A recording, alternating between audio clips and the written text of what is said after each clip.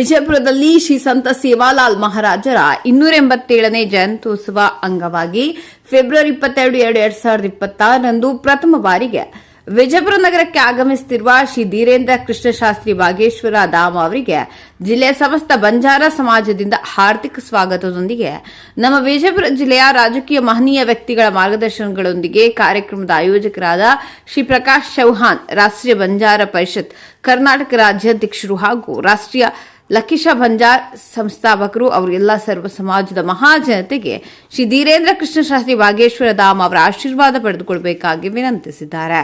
D V news Karnataka Vijaypur.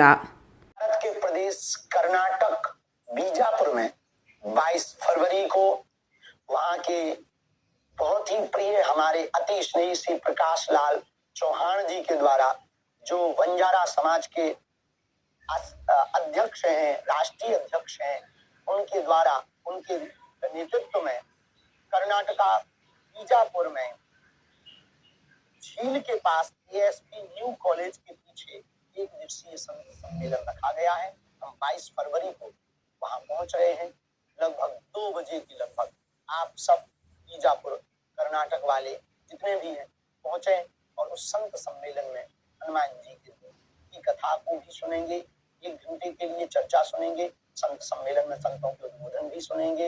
वह हम 1 घंटे की हनुमान जी के चरित्र, जीवन जीने की शैली, कैसे जीवन जिए, ध्यान कैसे करें, हनुमान चालीसा का पाठ, इन सब के लिए पहुंच रहे हैं 1 घंटे के लिए बीजापुर कर्नाटक. जय श्री राम. ನಾಡಿನ ಸಮಸ್ತ ಜನತೆಗೆ ಶಿವಲಾಲ್ ಜಯಂತಿಯ ಹಾರ್ದಿಕ ಶುಭಾಶಯಗಳು. ಇವತ್ತು ಪ್ರೆಸ್ ಮೀಟ್ ಮಾಡೋದು ಉದ್ದೇಶ ಇಷ್ಟೇ.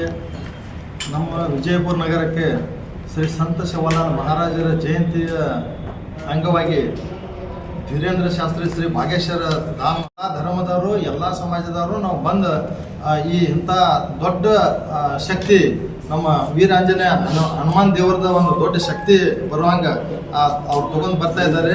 ಅವ್ರಿಗೆ ನಾವು ಎಲ್ಲರೂ ಕೂಡ ಸ್ವಾಗತ ಮಾಡ್ಕೊಂಡು ಅವ್ರಿಗೆ ಅವ್ರ ಆಶೀರ್ವಚನ ತಗೊಂಡು ಅವ್ರ ಆಶೀರ್ವಾದ ಪಡೆದುಕೊಳ್ಳೋಣ.